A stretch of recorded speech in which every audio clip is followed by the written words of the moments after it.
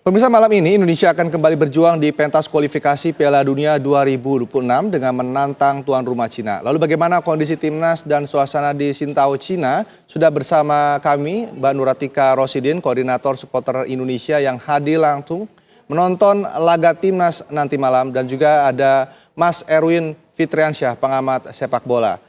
Pertama kita ke Mbak Nuratika terlebih dahulu. Mbak Tika, ini bisa dijelaskan kondisi di Sintao saat ini seperti apa? Apakah terutama dalam kondisi cuaca? Oke, jadi gini Mas, kondisi kali ini kan udah masuk ke musim winter ya. Jadi kondisi saat ini tuh cuacanya udah cukup ekstrim, sekitar 18 derajat benar. Kemungkinan nanti malam mungkin akan sampai di 15 atau 16 derajat gitu. Memang udah cukup dingin, jadi kita juga di sini sudah mulai memakai sweater ya gitu, atau jaket winter gitu, karena cuacanya sudah mulai dingin seperti itu untuk kondisi di Qingdao saat ini. Dan tidak ada matahari, mendung, jadi kalaupun ada matahari memang tidak terpapar ke kita, jadi tetap sensasinya tuh tetap dingin seperti itu. Baik, Mbak Tika, kabarnya saat ini Anda berada di hotel yang sama dengan pemain timnas ini. Bisa diceritakan saat ini kondisinya seperti apa? Bagaimana antusiasme supporter juga yang akan hadir di sana nanti? Oke, jadi antusias supporter itu total sudah ada sekitar 350 supporter gitu. Itu sangat luar biasa. Jadi saya juga menginap di hotel yang sama dengan pemain timnas gitu untuk saat ini di Wesin. Jadi kebetulan banget tadi pemain timnas itu kondisinya sangat baik. Mereka sarapan di jam 6, 7 pagi. Itu kondisinya semua cukup baik.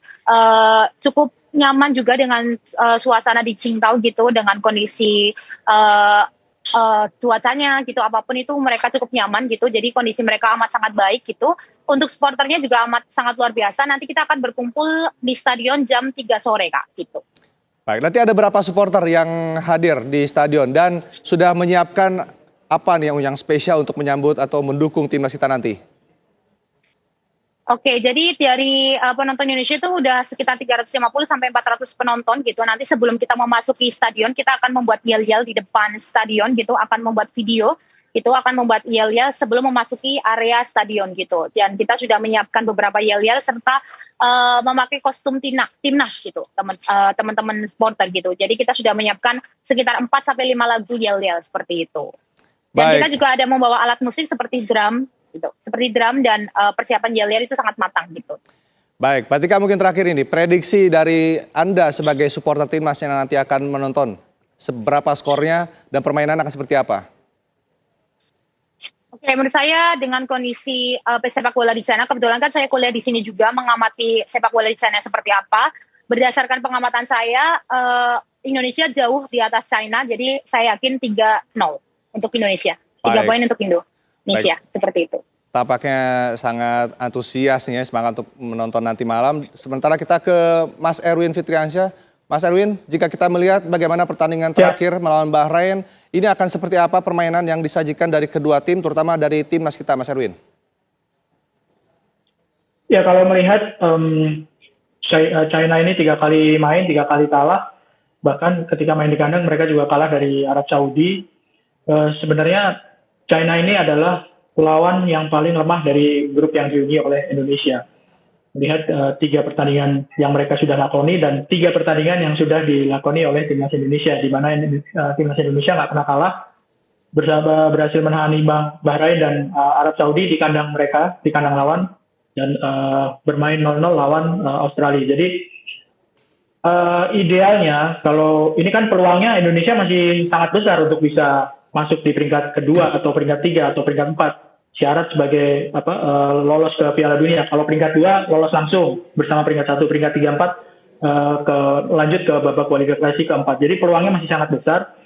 Dengan kondisi seperti sekarang, idealnya memang Indonesia bisa mengambil poin penuh. Kalau mau ambil poin penuh, berarti harus tampil menyerang dan mencetak gol, tidak kebobolan ataupun bisa mencetak gol lebih banyak dibandingkan lawan. Jadi idealnya Coach Sintayong dan timnas Indonesia bisa tampil menyerang untuk meraih kemenangan meskipun di kandang lawan.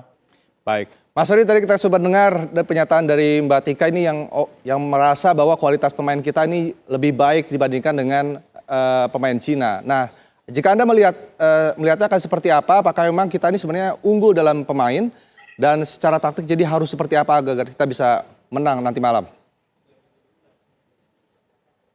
Patokannya adalah hasil yang sudah diraih dalam kualifikasi babak ketiga ini, Indonesia dan China. Seperti yang sudah saya bilang tadi bahwa 3 kali China main, mereka kalah terus. Indonesia main termasuk di kandang lawan seri terus.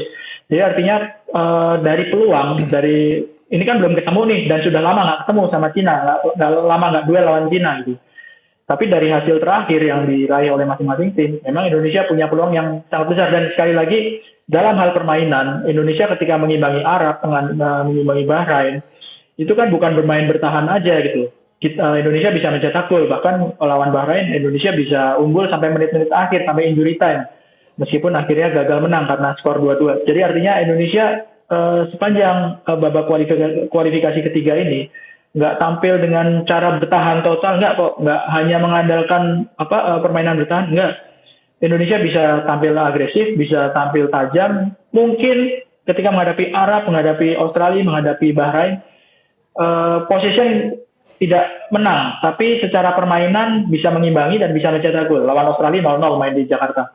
Tapi sekali lagi bahwa Indonesia punya cara main yang ketika menghadapi 3 lawan sebelumnya itu lebih banyak dikuasai permainan oleh lawan, tapi ketika menyerang bisa tampil cukup baik, cukup bisa tampil mematikan dan bisa mencetak gol gitu. Kecuali lawan Australia ya. Baik, melihat dari pertandingan sebelum-sebelumnya, Mas Erwin, ini keunggulan apa dari kita yang harus kita manfaatkan saat nanti melawan Cina, Mas Erwin? Organisasi dalam pertahanan. Terutama ketika menghadapi Arab Saudi sama Australia. Kalau lawan Bahrain kita kebobolan 2 gol dan gol keduanya murni ya. Ada faktor kesalahan dari pemain Indonesia karena tidak menjaga 2 orang pemain lawan di lini pertahanan. Sehingga gol tercipta. Tapi ketika menghadapi Australia, menghadapi Arab Saudi, itu lini pertahanan Indonesia, penjaga gawang, 3 bek tengah yang dimainkan oleh Coach Sintayong itu bermain sangat bagus ya.